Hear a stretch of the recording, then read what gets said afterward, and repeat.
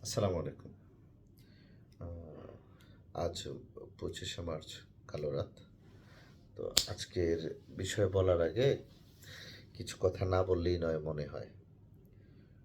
গত 23শে মার্চে বাংলাদেশের একটা গোষ্ঠী, তারা পাকিস্তান দিবস পালন করেছে, মানে যেটাকে 1971 সালের আগে পাকিস্তান প্রজাতন্ত্র দিবস বা পাকিস্তান দিবস বলে পালিত হইতো পাকিস্তানে।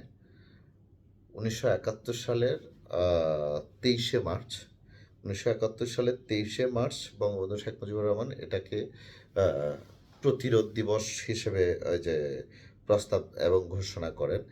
এবং হচ্ছে যে ও সরি, এ ফাঁকে একটু বলে রাখি, 19শে মার্চ থেকে এটা সশস্ত্র সশস্ত্র প্রতিরোধ দিবস পালিত হওয়া শুরু হয়, এবং 23শে মার্চ ইন্ডিভিজুয়ালি এটাকে প্রতিরোধ দিবস হিসেবে ওই যে ঘোষণা করেন তিনি, বঙ্গবন্ধু শেখ মুজিবুর রহমান।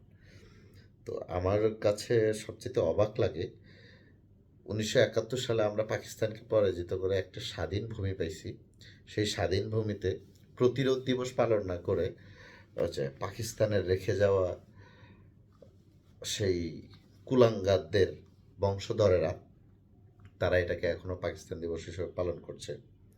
আপনার আরেকটা বিষয় এখানে বলে রাখা ভালো, বঙ্গবন্ধু শেখ মুজিবুর রহমান 1971 সালের 2রা মার্চ থেকে শুরু হওয়া অসহযোগ আন্দোলনের যেই অসহযোগ আন্দোলনের অংশ হিসেবে 23শে মার্চকে উনি হচ্ছে যে প্রতিরোধ দিবস হিসেবে ঘোষণা করেন।